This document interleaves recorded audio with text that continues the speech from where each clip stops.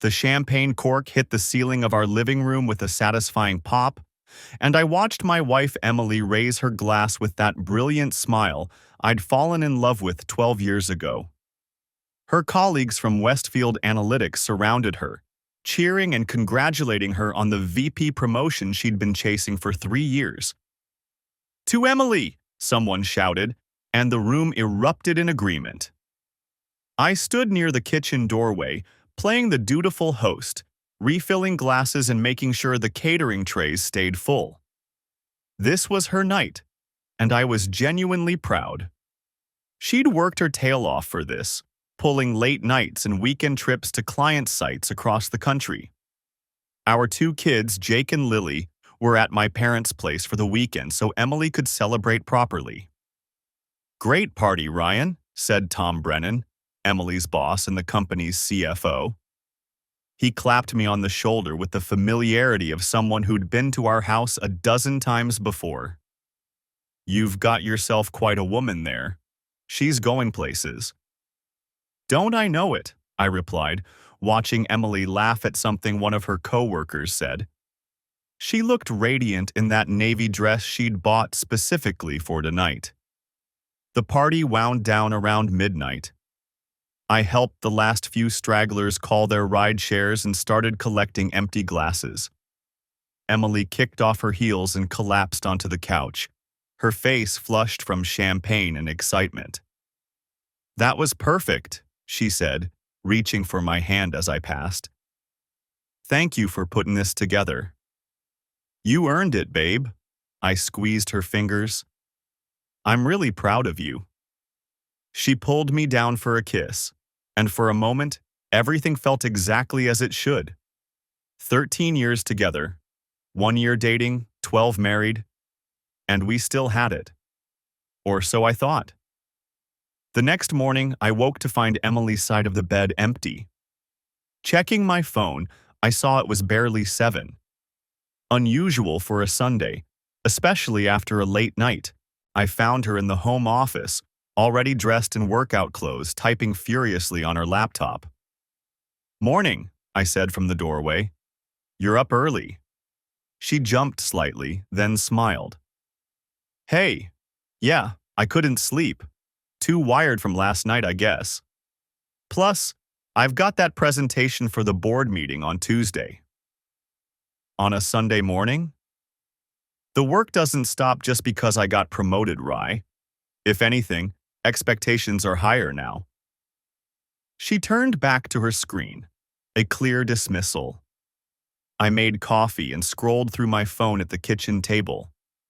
That's when I noticed Emily's iPad sitting next to the fruit bowl, screen dark.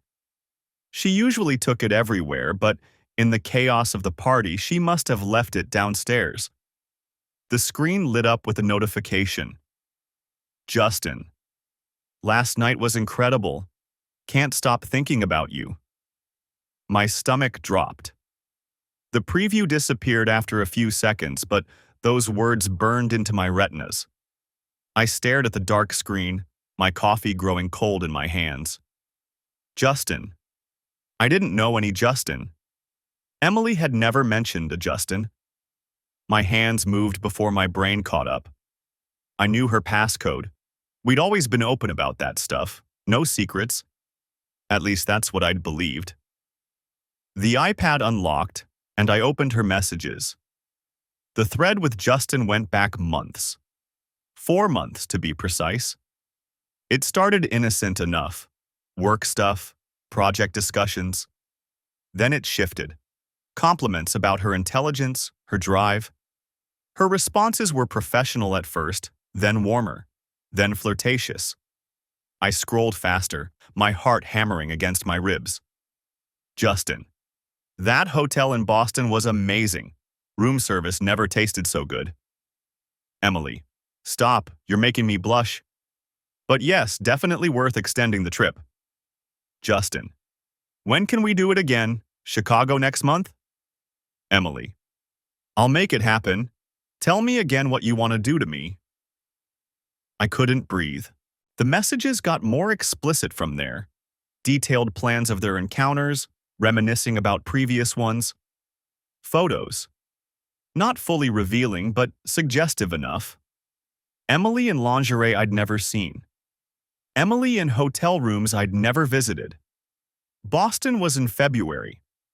She'd told me it was a 3-day client meeting. Chicago was scheduled for next month. She'd already told me and the kids she'd be gone for a week. My vision blurred. I set the iPad down carefully, afraid I might throw it across the room. Upstairs, I could hear Emily still typing away, probably messaging this Justin right now on her phone. How many times? How many business trips had been lies? How many late nights at the office were actually spent with him? I thought about confronting her immediately, storming upstairs and demanding answers. But something stopped me. Maybe it was the lawyer in me.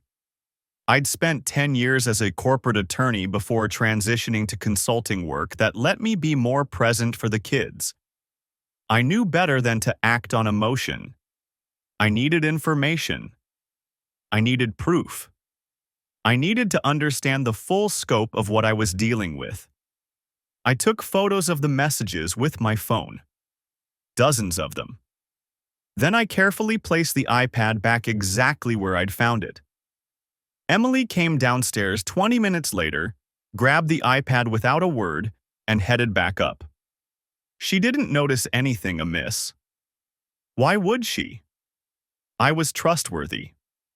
I was the faithful husband who threw her promotion parties and picked up the slack with the kids while she built her career. I was the fool who never saw it coming. That afternoon, I picked up Jake and Lily from my parents' place, plastered on a smile, and listened to them chatter about the movie Grandpa had taken them to see. Emily joined us for dinner, laughing and playing with the kids like nothing was wrong. Like she hadn't been planning her next rendezvous with her lover while I sat one floor below her. I watched her across the table and realized I was looking at a stranger. The rest of Sunday passed in a haze of forced normalcy. Emily worked in her home office while I took care of the kids when they returned from my parents' place. Jake wanted to tell me everything about the science museum. Lily showed me a drawing Grandma had helped her make. I smiled and nodded and felt nothing.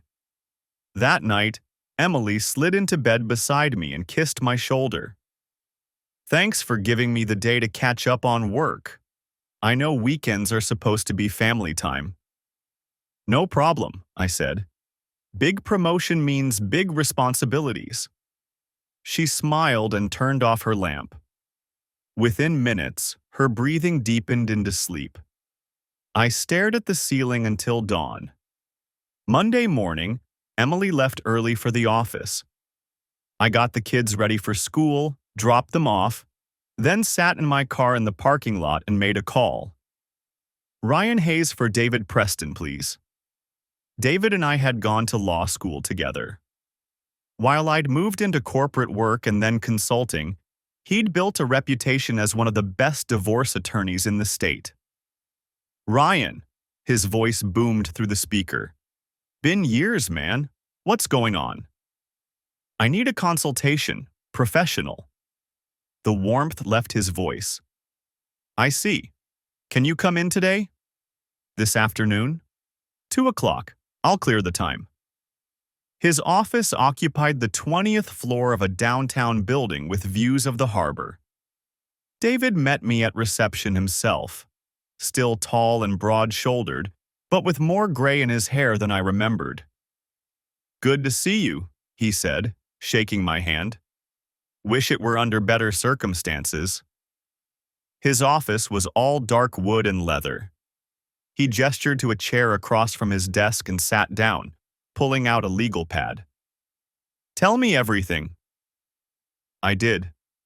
The notification, the messages, the photos. I showed him the pictures I'd taken of the iPad screen. He studied them carefully, making notes. 4 months, he said. Boston in February, Chicago planned for next month. Any joint accounts she could be draining? Everything's joint. Checking, savings, investment accounts. We'll want to monitor those. Any unusual withdrawals or transfers in the past few months? I hadn't thought of that. I don't know. I can check. Do that tonight. Look for hotel charges, restaurant bills, anything out of the ordinary.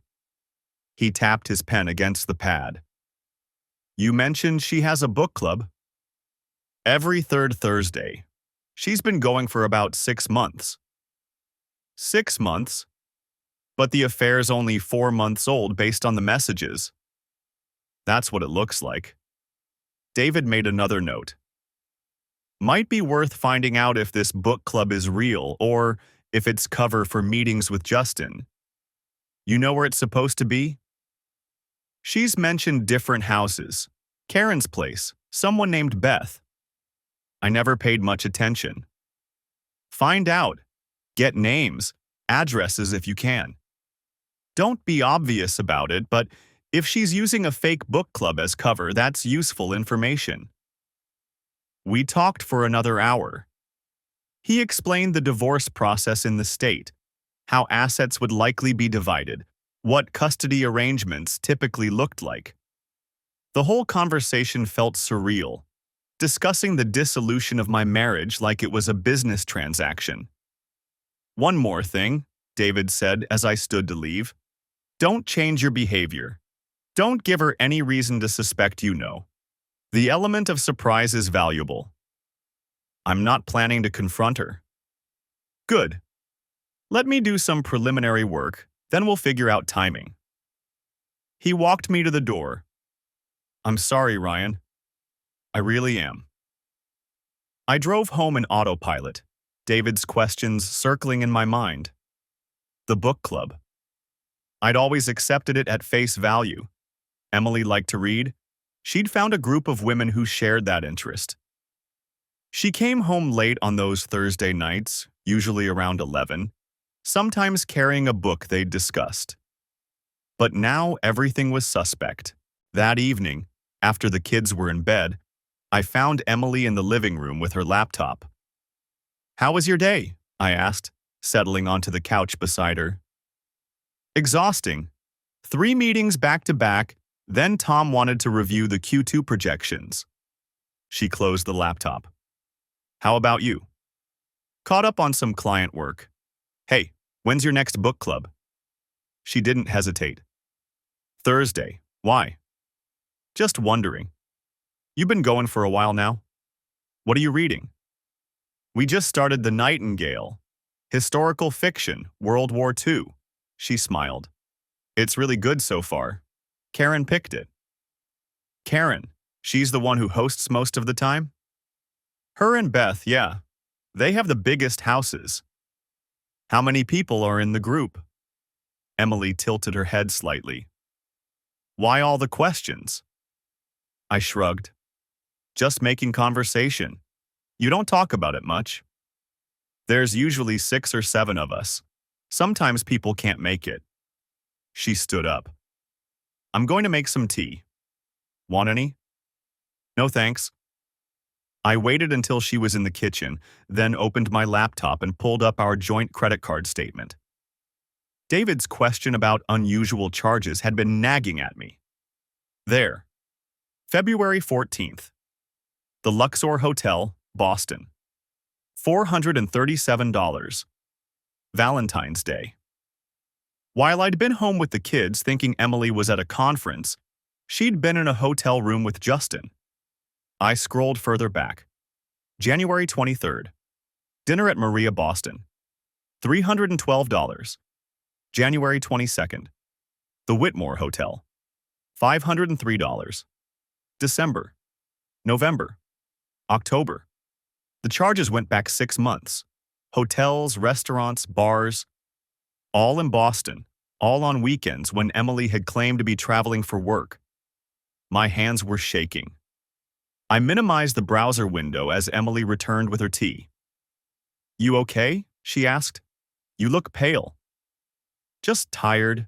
Think I'm going to turn in early. I'll be up soon. I went upstairs and sat on the edge of our bed, trying to process what I'd found. 6 months. Not 4. The messages only went back 4 months, but the affair had been going on longer. How much of our marriage had been a lie? Thursday arrived. Emily came downstairs at 6:30 wearing jeans and a sweater, her book club outfit. "Don't wait up," she said, kissing my cheek. "These things always run late." "Have fun. What's Karen's address again, in case I need to reach you?" "Why would you need to reach me? You have my cell." "Just curious. I realized I don't actually know where any of your book club friends live." Emily's smile didn't waver.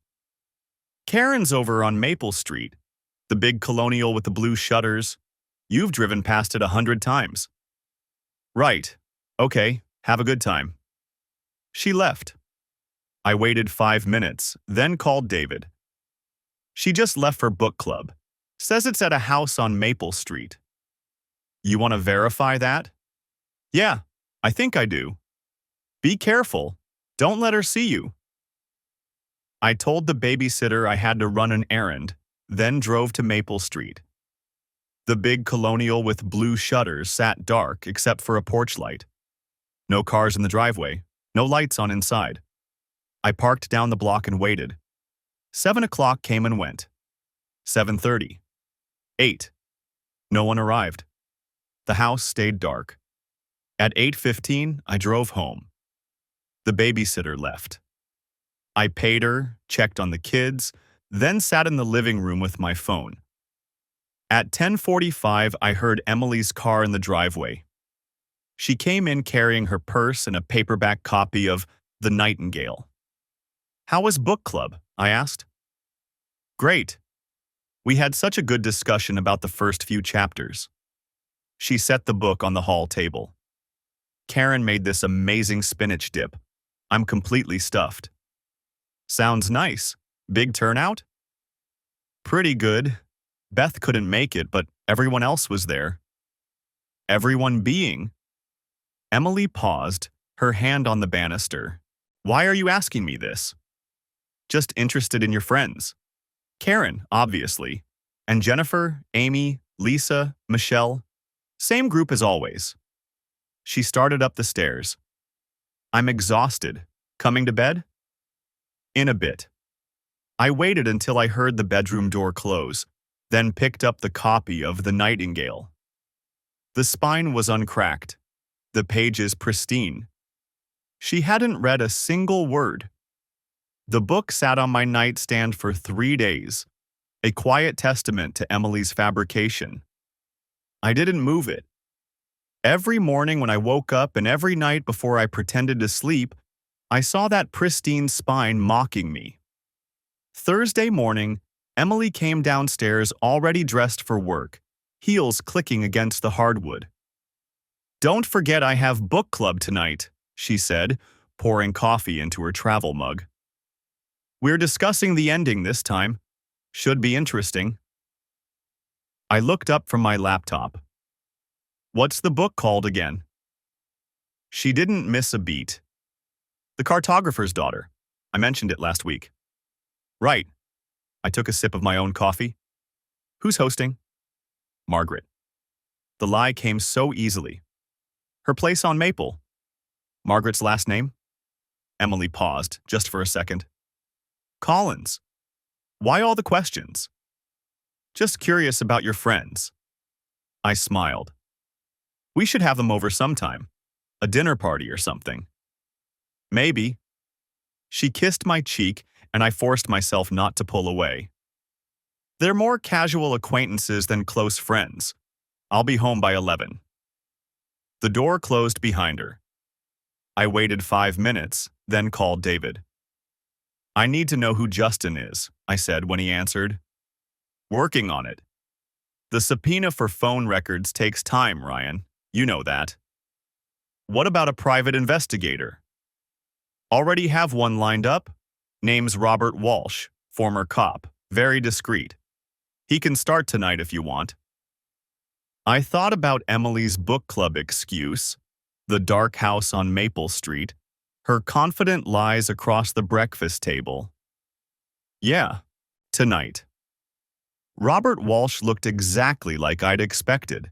Mid-50s, unremarkable features, the kind of face that disappeared in a crowd. We met at a coffee shop 3 blocks from my house at noon.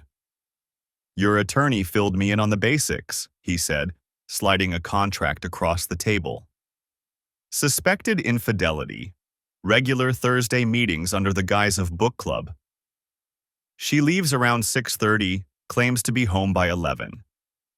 Does she drive herself? Always. He made a note.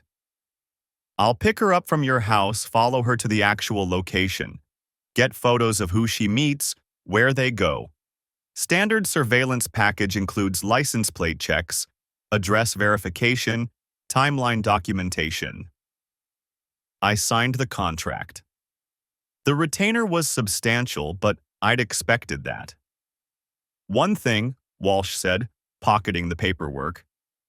"If this goes where these things usually go, to a hotel or private residence, do you want me to document them entering and leaving?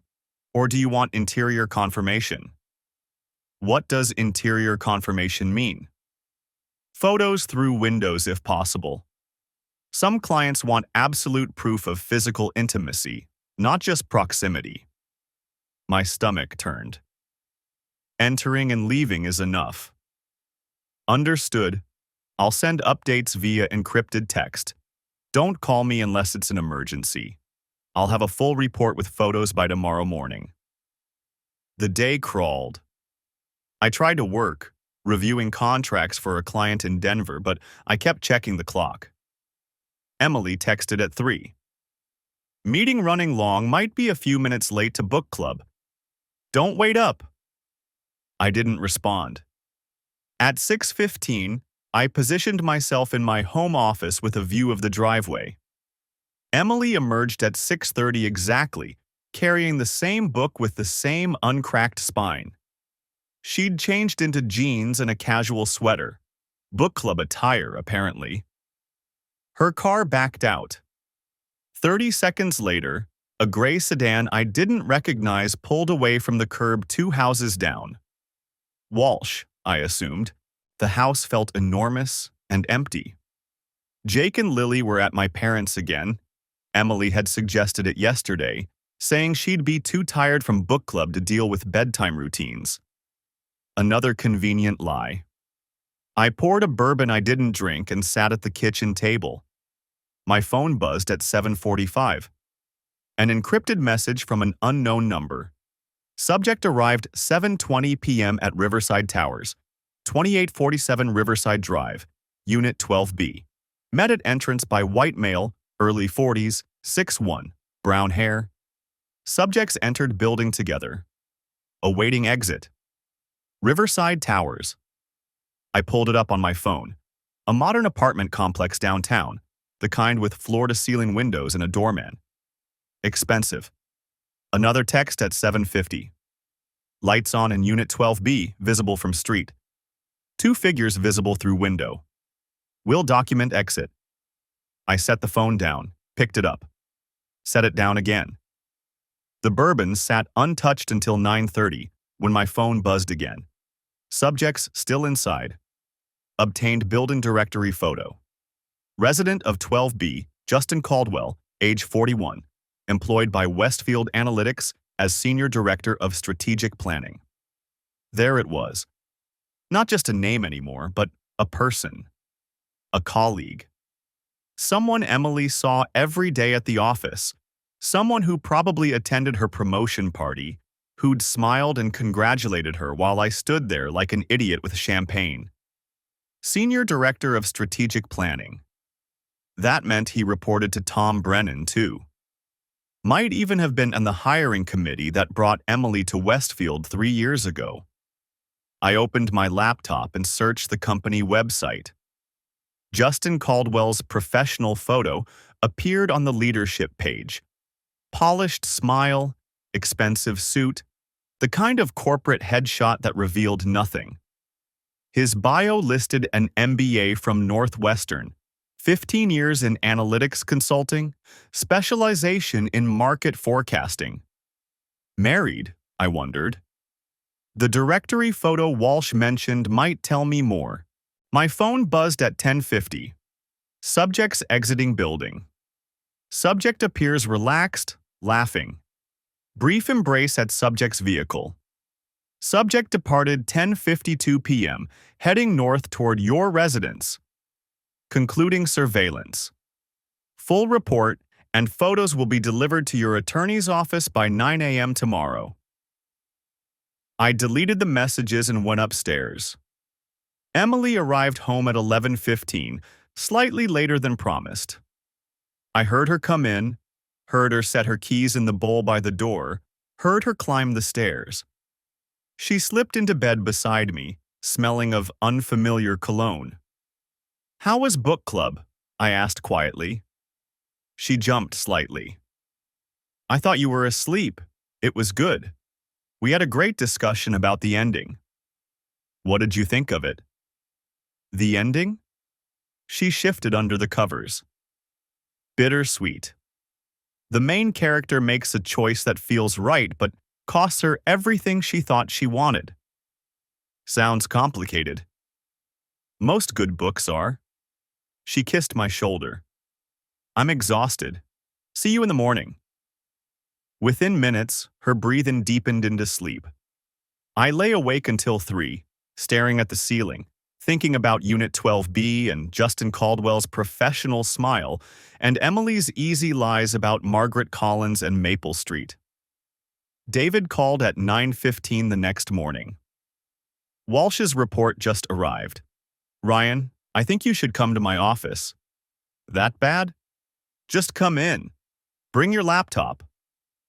I told Emily I had a client meeting and drove to David's office in silence. He had the photos spread across his conference table when I arrived. Time-stamped, high-resolution images that told the story Walsh's texts had outlined. Emily, arriving at Riverside Towers at 7:20. Justin Caldwell meeting her at the entrance, his hand on her lower back as they walked inside. The two of them visible through a 12th-floor window sitting close on a couch. Another photo at 10:52, the two of them outside her car, his arms around her waist, her face tilted up toward his. "There's more," David said, sliding a document across the table. Walsh ran a property search. Justin Caldwell purchased Unit 12B 18 months ago. Paid cash, $450,000. He also owns a house in the suburbs. Listed address shows wife and 2 kids. He's married. Very. Wife's name is Ashley Caldwell, née Parker. She's a pediatric nurse at Mercy General. 2 daughters, ages 8 and 6. I sat down heavily. So we're both being lied to. Looks that way. David pulled up another document on his laptop. I did some digging into Westfield's organizational structure. Justin Caldwell was promoted to senior director 2 years ago. Emily joined the company 3 years ago as a director. They've worked together since day one. The affair started 6 months ago based on the credit card records. That you know of. Could have been going on longer with better operational security. David closed his laptop. Here's what I'm thinking. You've got solid documentation of an ongoing affair with a coworker. That's leverage in the divorce, especially in a fault state. But there's another angle here. What angle? The book club. He leaned forward. She's been using it as cover for months, maybe longer. She's told you there's a whole group of women who meet monthly. That's an elaborate fiction, and she's maintained it consistently. What if you expose that lie publicly? I don't follow. Emily has a reputation to protect. She's a VP at a major firm. She socializes with colleagues, probably talks about her book club at work, maybe even mentions it to clients. What if you actually started a book club and invited all the people she's claimed were members? I stared at him. There are no members. She made them up. Exactly. But she's given you names over the months, right? Margaret Collins. Who else? I thought back through casual conversations.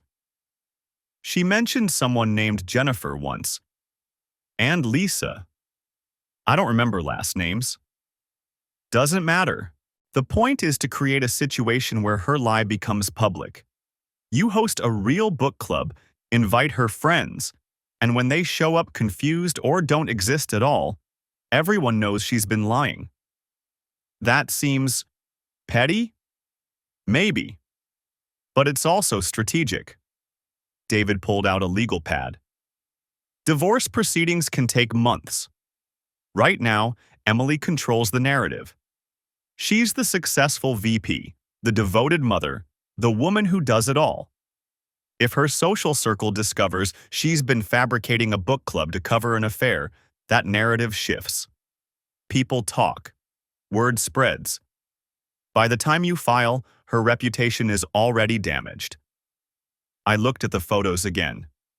Emily and Justin, comfortable and familiar, their affair routine and practiced. How would I even find these people she's mentioned? Social media, Westfield's employee directory, LinkedIn. If she's mentioned specific names, they're probably real people, just not people she actually meets with. David tapped his pen against the pad. Think about it. She's too smart to invent completely fictional people. She's probably name-dropped actual acquaintances, maybe women from work or the gym, people who'd be plausible book club members if anyone asked. And I just invite them to my house? You create an event, a real book club meeting. Pick a book, set a date, send invitations. When people respond confused or don't respond at all, you have proof the club never existed. When some show up curious, you explain that your wife's been talking about this club for months and you wanted to surprise her by hosting. The idea was taking shape. Cruel, maybe. Definitely calculated. But Emily had calculated every Thursday night lie, every fabricated discussion of books she'd never read, every mention of friends who didn't exist. I'll think about it, I said. David nodded. Meanwhile, Walsh can continue surveillance if you want. Establish a pattern. Document multiple meetings. Do it. Every Thursday until I say stop. I gathered the photos and drove home, my mind already working through the logistics of creating something real from Emily's fiction. The Thursday evening air carried a hint of autumn chill as I stood on the sidewalk outside 847 Maple Street, watching Emily's car pull away from our driveway through the live feed on my phone. Walsh had installed discrete cameras around our property 2 days ago, just another insurance policy. I'd spent the week preparing for tonight with the same methodical attention I used to bring to contract negotiations. The irony wasn't lost on me. I was planning a party to celebrate a lie while my wife rushed off to live one. She just turned onto Riverside, Walsh's voice crackled through my earpiece. He was positioned 3 blocks from Justin's apartment building. ETA 12 minutes. Copy that. I pocketed my phone and turned to survey the community center's meeting room. 20 chairs arranged in a casual circle. A table with wine, cheese, crackers, the sort of spread Emily always claimed her book club enjoyed. Name tags waited in neat rows, each one bearing a name she'd mentioned over the past 6 months. Margaret Collins, Jennifer Reeves, Lisa Patterson, Karen White, Beth Anderson. David emerged from the hallway carrying a stack of books. These just arrived, same titles Emily's been carrying around as props. I took one. The Nightingale, by Kristen Hanna.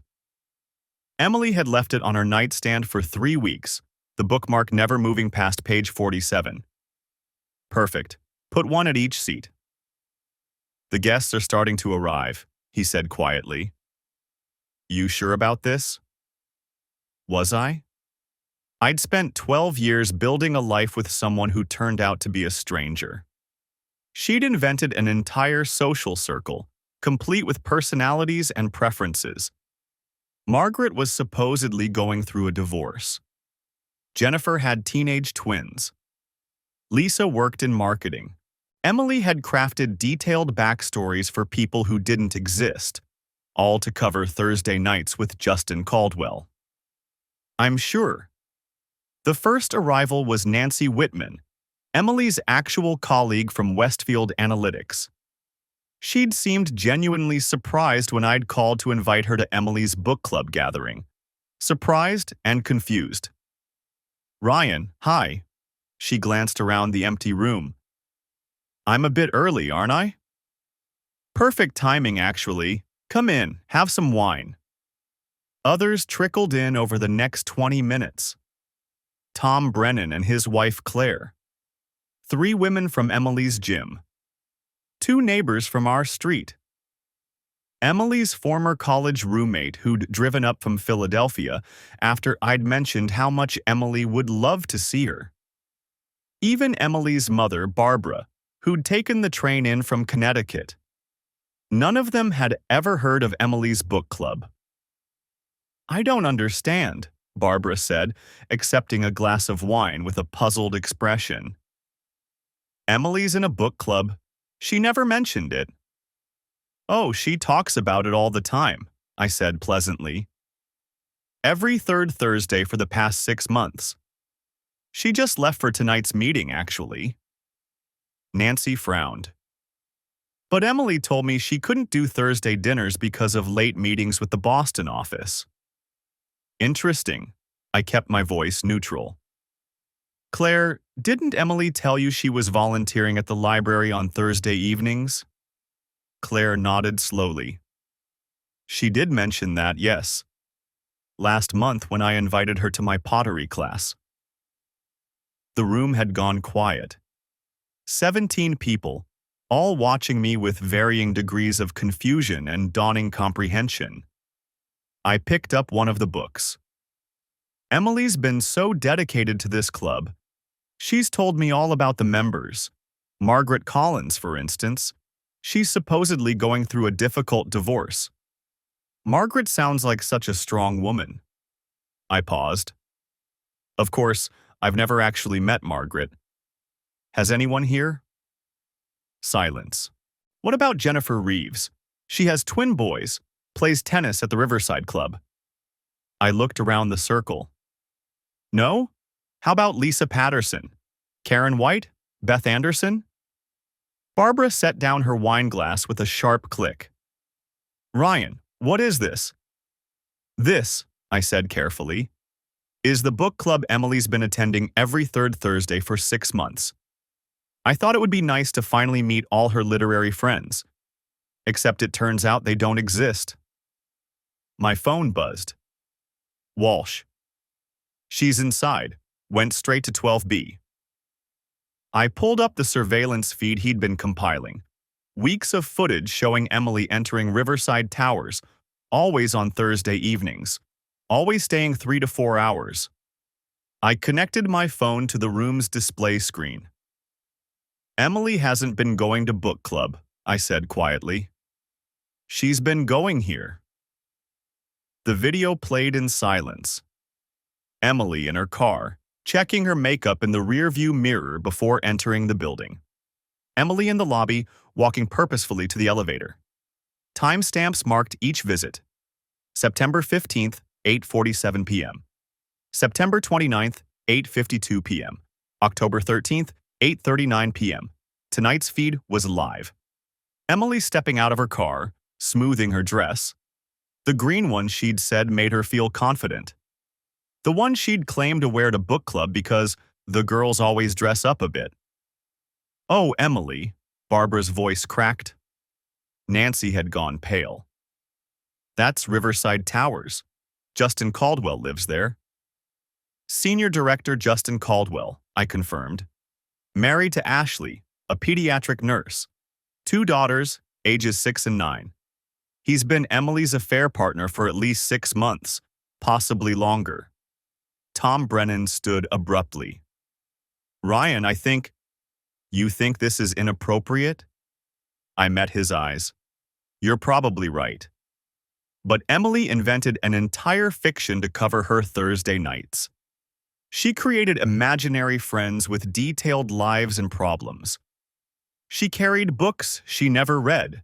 She looked me in the eye every Friday morning and told me about discussions that never happened. I advanced the feed. Emily entering the elevator, pressing the button for the 12th floor. I invited you all here because you're the people Emily claimed to know through book club, or the people she told other lies to about Thursday nights. I thought you deserved to know the truth. I paused. And I thought Emily deserved to come home to consequences. David had been standing quietly by the door. Now he stepped forward, addressing the room with professional calm. I'm David Preston, Ryan's attorney. Everything you've seen tonight is documented and will be part of divorce proceedings. If any of you work with Emily or Justin Caldwell at Westfield Analytics, you should be aware that their relationship may constitute a violation of company ethics policies. Tom's jaw tightened. The promotion. Emily earned her promotion, I said, and meant it. She's brilliant at her job, but Justin was on the selection committee. Nancy pulled out her phone. I need to make a call. Of course, I gestured to the hallway. Anyone who wants to leave is welcome to. I know this is uncomfortable. No one moved. Barbara was crying silently, Claire's arm around her shoulders. The neighbors exchanged glances that promised tomorrow's conversations would be very interesting. Emily's college roommate stared at the screen with a mixture of shock and something that might have been vindication. Apparently, I wasn't the first person Emily had lied to. My phone buzzed again. Walsh. Want me to stay on her? I typed back. No, come to the community center. Bring the full surveillance package. There's coffee and tea in the kitchen, I said to the room, and plenty of wine. Walsh, my investigator, is bringing documentation of every Thursday night for the past 6 months. Timestamps, photographs, credit card receipts. If anyone wants to see the complete picture, you're welcome to stay. Why? Barbara's question was barely a whisper. Why are you doing this? I looked at Emily's mother, the woman who'd welcomed me into her family 12 years ago, who'd helped us move into our first apartment, who'd been in the delivery room when Jake was born. Because Emily built her affair on a foundation of lies that involved all of you, I said quietly. She used your names, your trust, your assumptions about her character. She made you unwitting accomplices. You deserve to know. And when she comes home tonight? I checked my watch. Emily would stay at Justin's until 11:30, like always. When she comes home and asks me how book club was, I want to be able to tell her the truth, that I finally met all her literary friends. David caught my eye, a question in his expression. I nodded slightly. This was harsh, maybe even cruel. But Emily had spent 6 months crafting an elaborate deception. She'd looked at our children every Friday morning and lied about where she'd been the night before.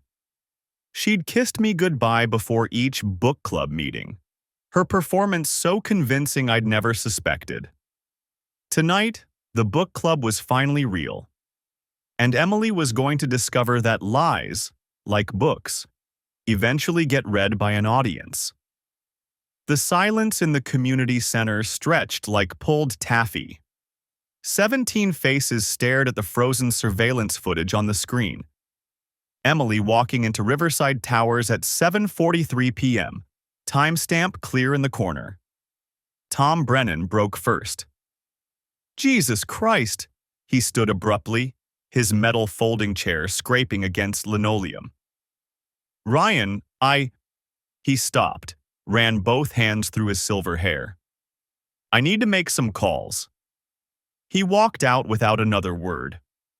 I watched through the windows as he paced the parking lot, phone pressed to his ear.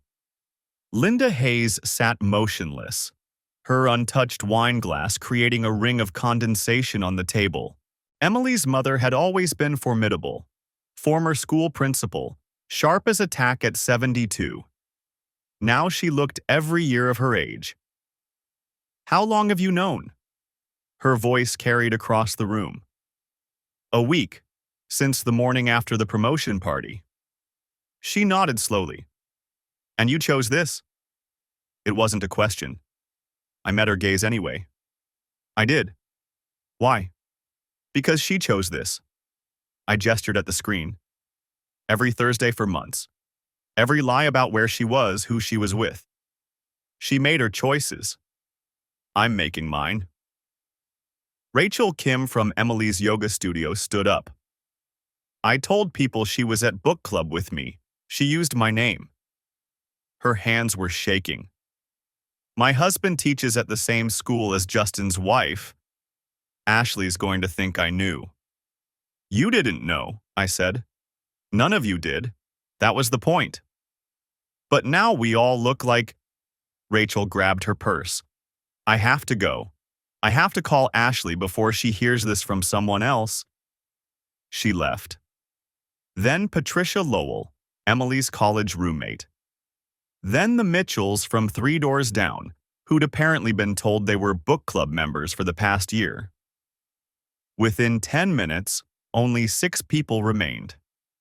Linda, David Preston, Robert Walsh, Tom's assistant Kelly, who looked like she might throw up, and Mark and Jennifer Ortiz, Emily's actual friends, the ones who'd known her since business school. Jennifer spoke first. This is going to destroy her career. Her career? Mark's voice rose. What about Ryan? What about their kids? I know that, Jennifer snapped. I'm not defending what she did, but you just… She looked at me. You nuked everything. Her reputation, her professional network, her mother's here for God's sake. I'm right here, Linda said quietly. And I can speak for myself. Jennifer's mouth closed. Linda stood, smoothed her cardigan. Ryan, I need you to understand something. Emily is my daughter. I love her. I will always love her. She picked up her wine glass, walked to the sink in the corner kitchenette, and poured it out. But what she did is unforgivable. Not just to you, to those children. She set the glass down with careful precision. I raised her better than this. Linda, I started. No. She held up one hand. You don't owe me explanations. She does. She collected her coat from the back of her chair. I'm going to your house. I'll wait there until she comes home. Someone needs to be there for Jake and Lily when this all comes apart. She walked out, back straight, heels clicking on linoleum. The Ortizes left next, whispering to each other. Kelly fled without a word, her face blotchy with tears. Then it was just me, David, and Walsh. Well, Walsh said, that went about how I expected. David was typing on his phone. Tom Brennan just texted me. Westfield's general counsel wants to talk to you tomorrow morning, 9 a.m. About what? Ethics investigation, company policy violations. Justin served on Emily's promotion committee while they were involved. David looked up. This isn't just a personal matter anymore. It's a corporate liability issue. My phone buzzed. Unknown number. This is Ashley Caldwell. Rachel Kim just called me. Is it true? I showed David the screen. Don't respond yet, he said. We need to think about…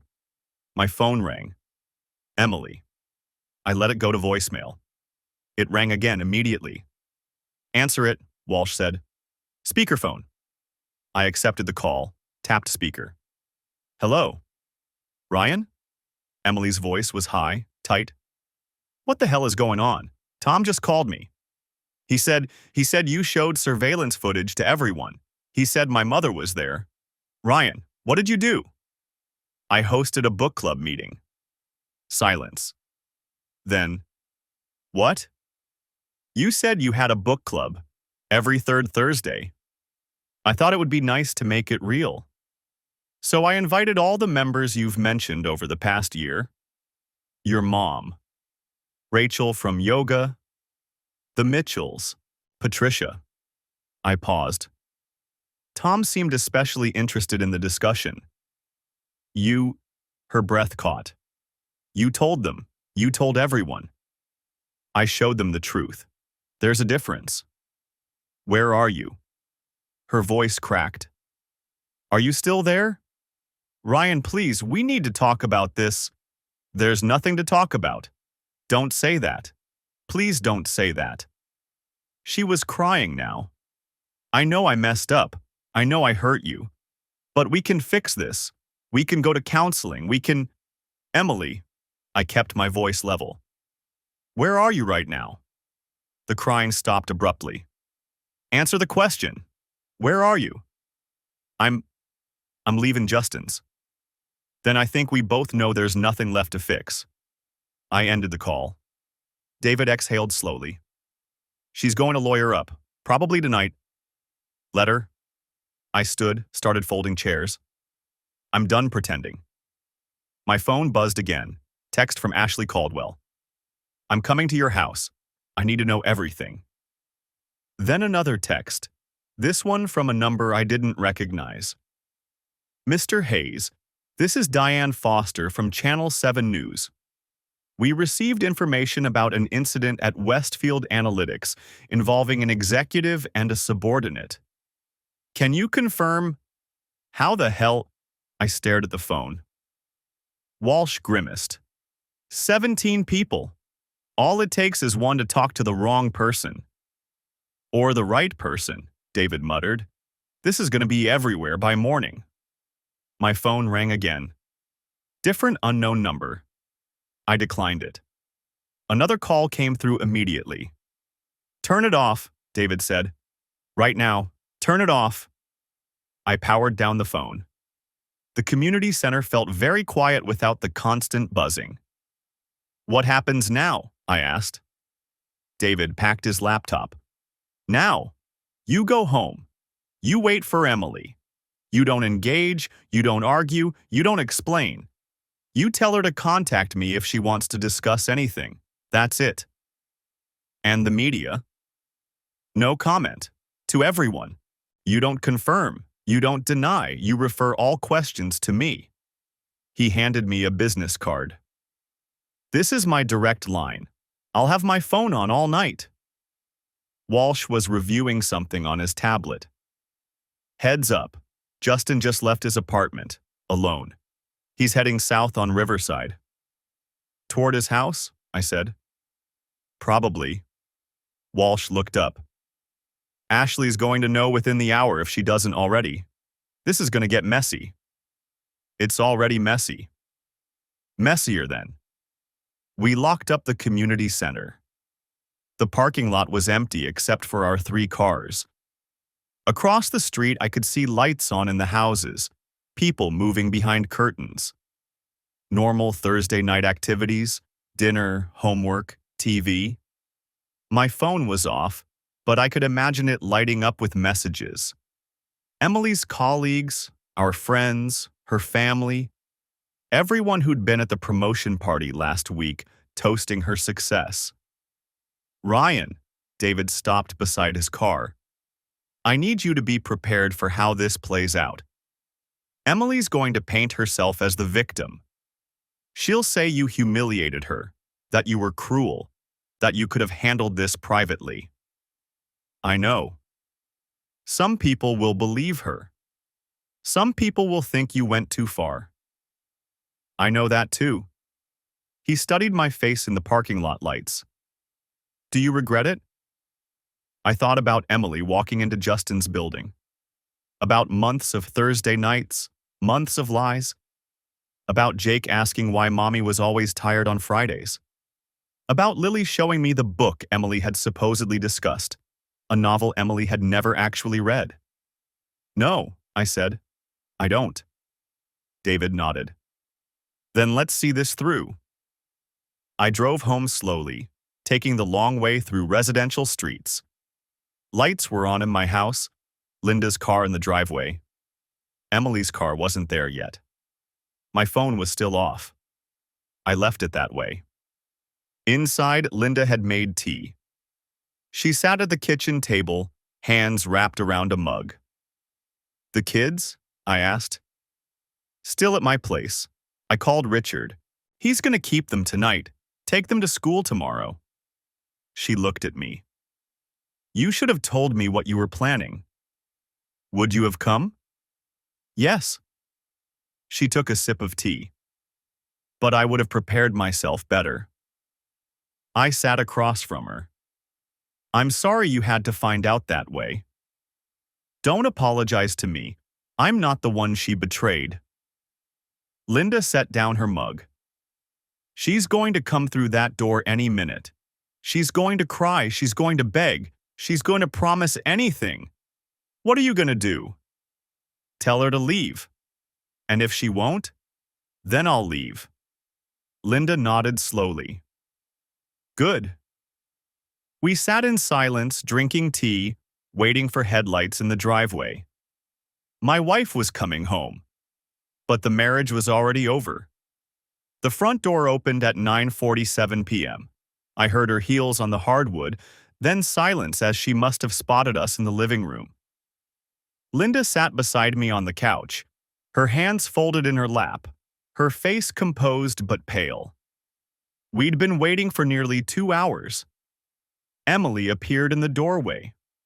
Her navy dress was wrinkled, her makeup smudged beneath her eyes. She looked at her mother, then at me, and I watched something crumble in her expression. Mom, she said, you didn't have to. Sit down, Emily. Linda's voice was quiet but firm. Emily remained standing, her purse clutched against her chest like a shield. Ryan, I can explain. No. I kept my voice level. You can't. But you're going to try anyway, so let's hear it.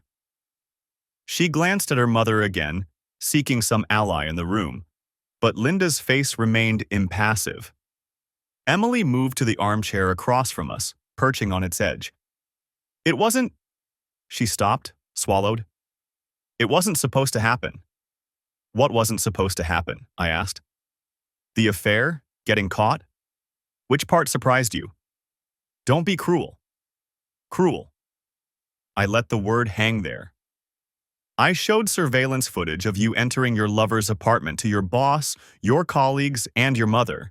Did you think I was going to welcome you home with understanding? Linda shifted beside me but said nothing.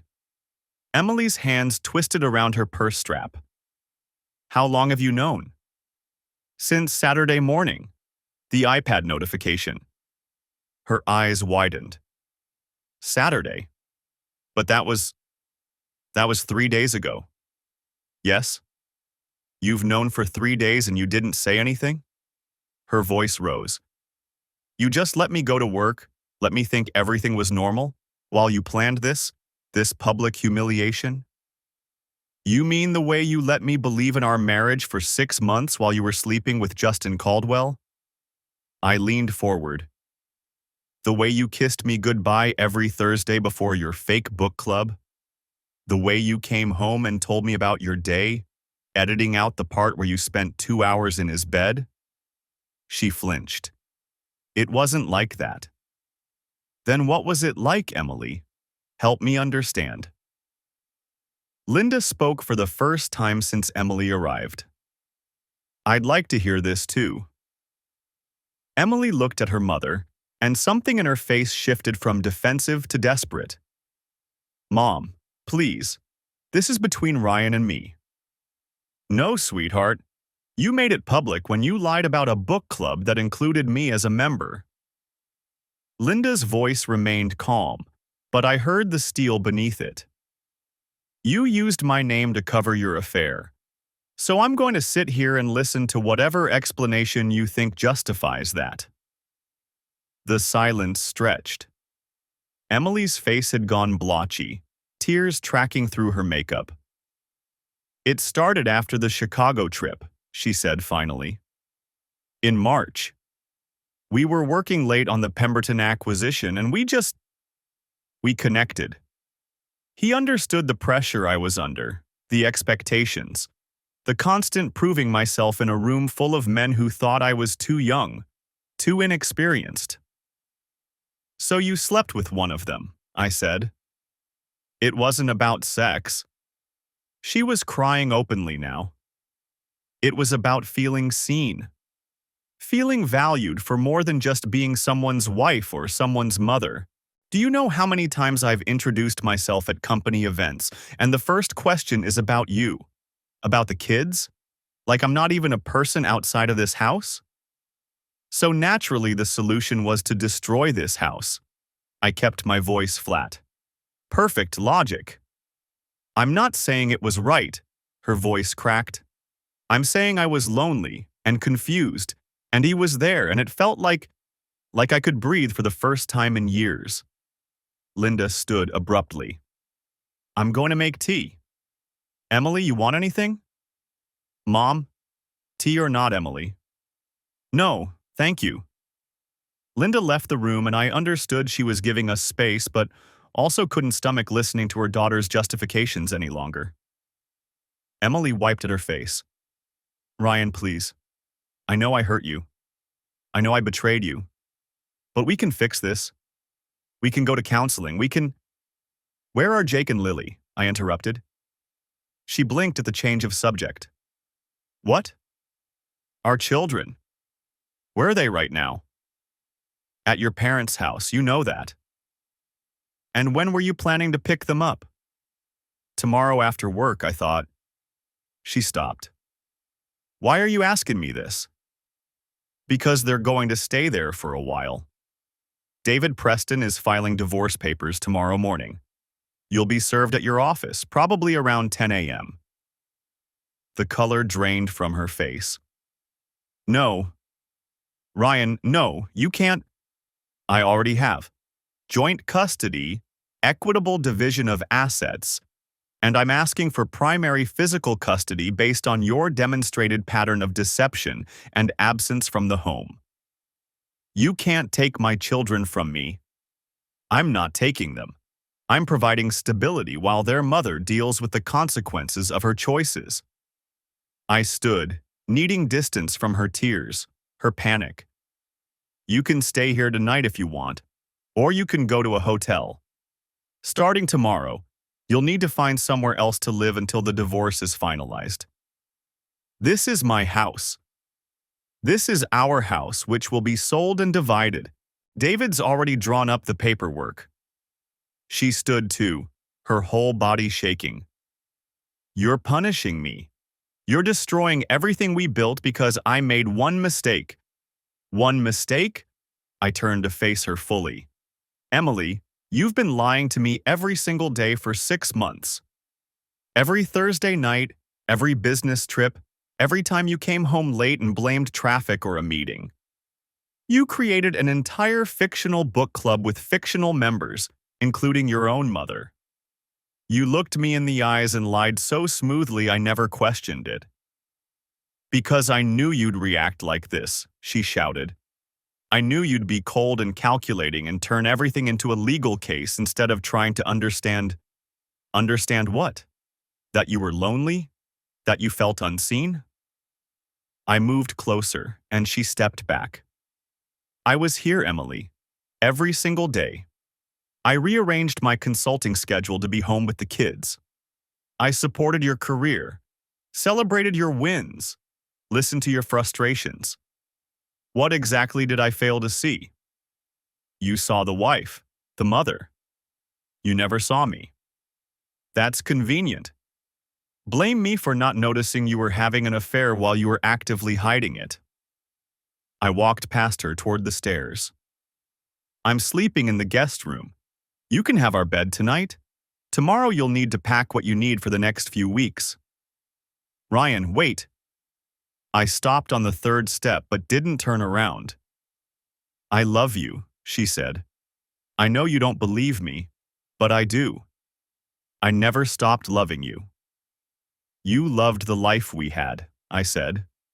The house, the kids, the stable marriage that let you pursue your career without guilt. But you didn't love me enough to stay faithful. You didn't love me enough to end it before it started. And you sure as hell didn't love me enough to tell me the truth.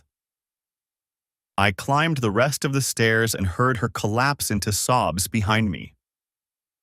Linda emerged from the kitchen as I reached the landing. She held a cup of tea, steam rising in the dim light. Is she all right?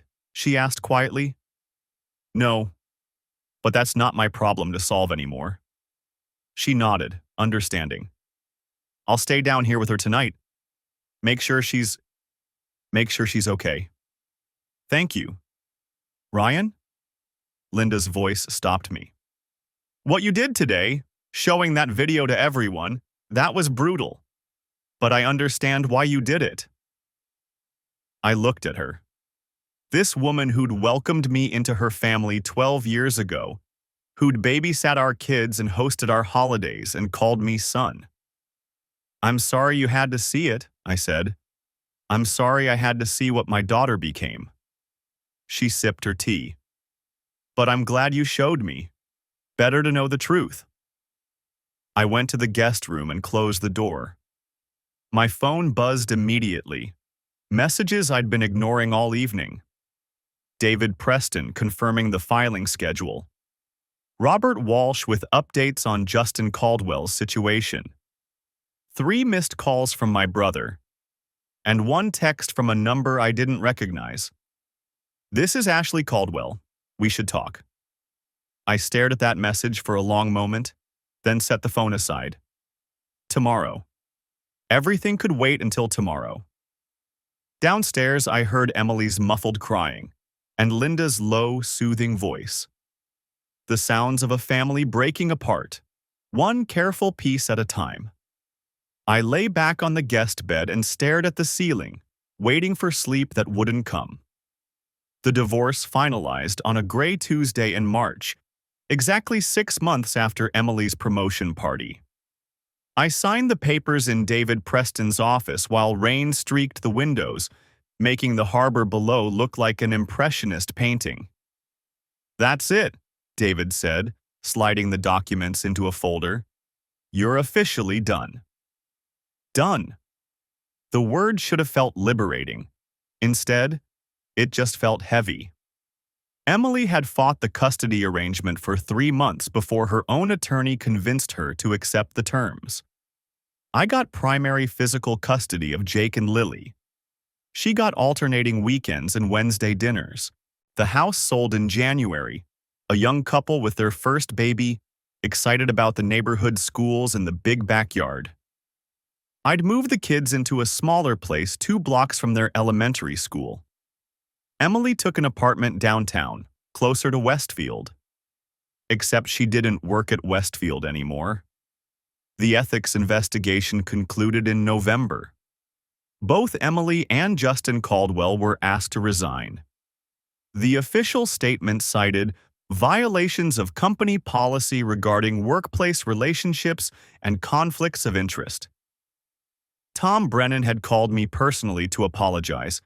For what exactly he didn't specify. For not seeing it? For putting Justin on Emily's promotion committee? For the whole mess? Emily landed on her feet, though. She always did. A competitor hired her in January as Senior Director of Analytics. Lower title than VP, but still a good salary, still a career. Justin Caldwell wasn't as fortunate. Ashley divorced him and got primary custody of their daughters. Last I heard, he'd moved to Denver for a fresh start. I ran into Ashley once in February at Jake's basketball game. Our kids went to the same school. We nodded to each other across the gymnasium, 2 people bound by the same betrayal, nothing left to say. The media attention faded after a few weeks. There were bigger scandals, fresher stories.